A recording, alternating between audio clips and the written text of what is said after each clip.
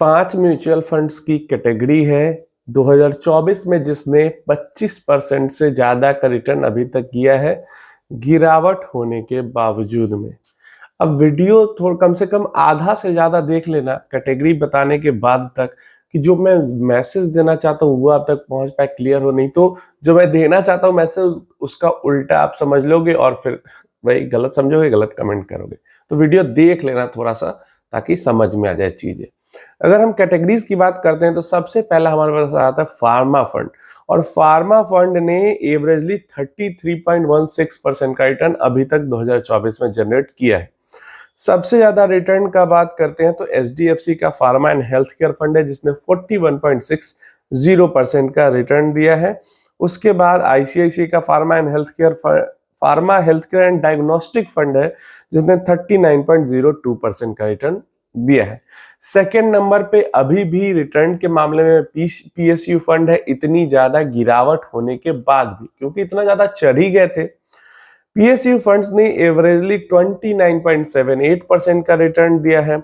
36.53% का return CPSE ETF का रहा है और Invesco India PSU equity fund का रहा है 30.63% का रिटर्न। थर्ड में हमारे पास इंफ्रास्ट्रक्चर फंड आ जाते हैं। इंफ्रास्ट्रक्चर फंड का रिटर्न रहा है 27.96% का एवरेजली, और एलआईसी का जो इंफ्रास्ट्रक्चर फंड है उसने सरप्राइजिंगली बहुत बढ़िया रिटर्न दिया है इस साल 45.79% का। बंधन का इंफ्रा फंड ने 38.32% का रिटर्न दिया है सेकेंड नंबर पे। इसके बाद हमारे पास स्मॉल कैप फंड्स आ जाते हैं। स्मॉल कैप फंड्स का एवरेज रिटर्न 25.82% का रहा है। बंधन स्मॉल कैप का सबसे ज्यादा रहा है 41.62% का। Second best Motilal small cap fund आ जाती है, 40.38% का रिटर्न रहा है। देन मिड कैप फंड आ जाते हैं लास्ट में हमारे पास, जहां पे 25.35% का एवरेज रिटर्न रहा है। मोतीलाल ओसवाल के मिड कैप फंड ने 49.49% का रिटर्न दिया है एंड इन्वेस्को के मिड कैप ने 38.28% का रिटर्न दिया है। तो इन्वेस्को के फंड्स लगभग कैटेगरी में काफी तगड़ा परफॉर्म कर रहे हैं, और खासकर जब से इन्होंने इंडस इंड को होल्डिंग सेल की है उसके बाद रिटर्न्स काफी बढ़ गए हैं इन्वेस्को के। देखिए, ये मैं यहाँ पे नहीं बताना चाह रहा था कि कौन से म्यूचुअल फंड्स है जिन्होंने ज्यादा रिटर्न दिए हैं।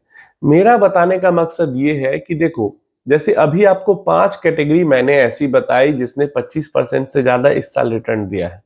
आपको क्या लगता है कमेंट में जरा बताना कि इन पांचों में से किस कैटेगरी की सबसे ज्यादा पॉसिबिलिटी है, प्रोबेबिलिटी है कि अगले साल भी 25% या 20% से ऊपर का उसका रिटर्न रहे। क्या हेल्थ केयर फंड का, क्या इंफ्रा फंड का, क्या पीएसयू फंड का, क्या मिड कैप का, या फिर स्मॉल कैप का? किसका चांस सबसे ज्यादा है? ऑब्वियस सी बात है, सबसे ज्यादा चांस होगा वो होगा मिड एंड स्मॉल कैप का। उसके नीचे इंफ्रास्ट्रक्चर फंड होगा, क्योंकि इंफ्रास्ट्रक्चर पे गवर्नमेंट का भी बहुत फोकस है, प्लस इंफ्रास्ट्रक्चर खुद में बहुत बड़ा थीम है। इसमें 10-15 सेक्टर्स आ जाते हैं एक ही थीम के ऊपर, इसलिए थोड़ा सा ये डाइवर्सिफाइड काइंड ऑफ बिहेव करता है। उसके बाद हेल्थ केयर फंड और सबसे लास्ट में पीएसयू आएगा, प्रोबेबिलिटी के मामले में कि अगले साल भी 20% या 25% का इसका रिटर्न रहे। अब ऐसा क्यों होगा? अगर आपका भी यही जवाब है तो ऐसा क्यों होगा ये भी समझ लो।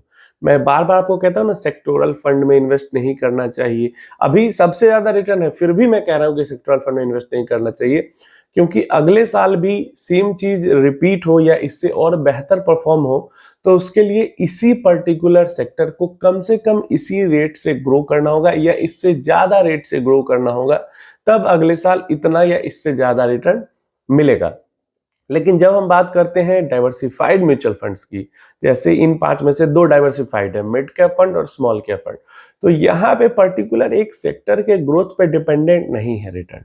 यहाँ पे कोई भी सेक्टर, मान लो अगले साल इतने सारे सेक्टर में से कोई 5 सेक्टर तेजी से ग्रो करता है, उसमें से 1-2 सेक्टर को भी जो फंड मैनेजर है वो अगर आइडेंटिफाई कर लेते हैं बढ़ने से पहले या बढ़ते टाइम भी, तो वो उसको राइड कर सकते हैं।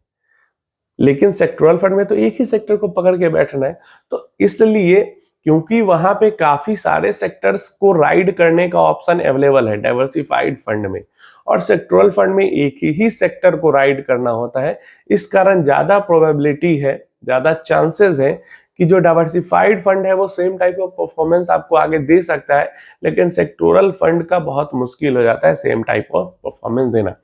मतलब 2021 के टाइम पे फार्मा फंड ने अच्छे रिटर्न्स दिए थे, उसके बाद 2024 में फार्मा फंड अच्छे रिटर्न्स दे रहे हैं।